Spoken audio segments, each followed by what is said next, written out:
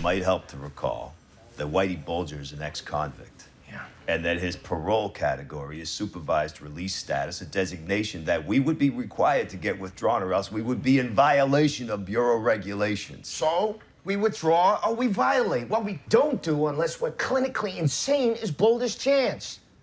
By the way, it's Jimmy, not Whitey.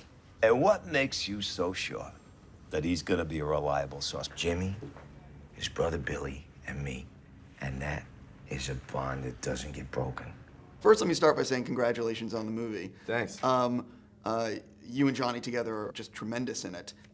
What was the big surprise for you when you're researching this period? Was there one or two things you took away and you're like, this can't be true, but it really is? Well, the whole thing sort of feels can't be true. You know, I mean, the you know, life is stranger than fiction aspect of it.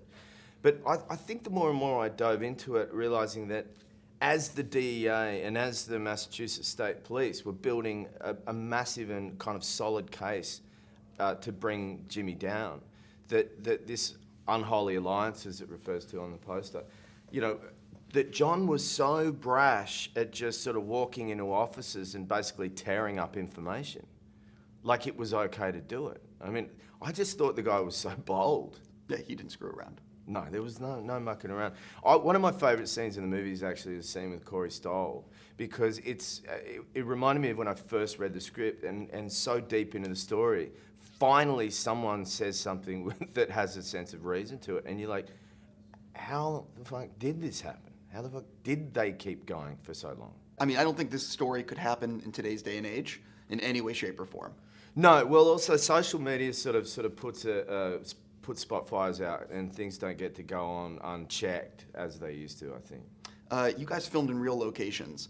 Was there ever a day that you're filming somewhere and people would come up to you and be like, oh my God, I remember this, or you know what I mean? Yeah, I was down in South Boston, and a woman came up to us and she goes, my friend used to run a nail salon, and John Connolly used to come in and get manicures. And I thought that was just, you know, Butterworth and Malouk's kind of, you know, script where they were just peppering it with a bit of fun, but it was actually true. John used to go get his nails done. I'm familiar. But also everyone would come out of the woodwork. I got a phone call one night saying, did I want to come down and meet John Monterano? You know, killer of 22 people by his own admission and now walking the streets of Boston free. And I was like, you know, I'm in my pajamas. I think I might just stay in them. One of the things about this movie is there's so much, when you're telling a real story like this, there's only so much you can do in a 2-hour movie, even a 2:15 movie. So how much longer was the script? How much more did you guys film than actually is on screen? Well, the script is kind of what it was. There's certain scenes that are gone. There's a retirement dinner scene with John where he and his wife have a kind of conversation about what went wrong.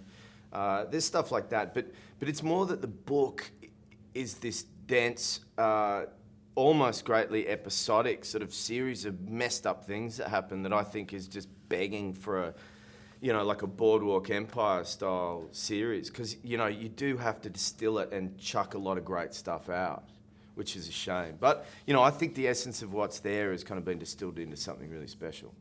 With your haircut, I believe you're working with Jeff Nichols right now. Yeah. Second time working with him. Yeah. Talk a little bit about what character you're playing right now and what the experience has been like working with him. Well, I love Jeff. We're about to start shooting this coming week. I play Richard Loving, who's one half of the Lovings couple, Richard and Mildred, who are an interracial couple who married in '56 and were thrown in prison for it, and it took a 10-year kind of legal struggle in order for them to be recognised as man and wife, which has a lot of resonance, obviously, today. And I'm working with a lovely actress called Ruth Negga, who's from Ireland, originally born in Ethiopia, who I've got to bring my A game because she's fantastic. Yeah, she's okay. And Jeff is a special guy, so I'm thrilled that I get to work with him a second time. I can help you, Jimmy, and you can help me. It's an alliance.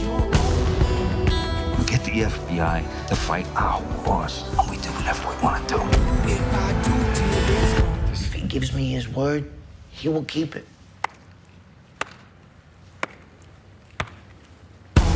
Oh, oh, till it's gone. Oh, oh, till it's gone.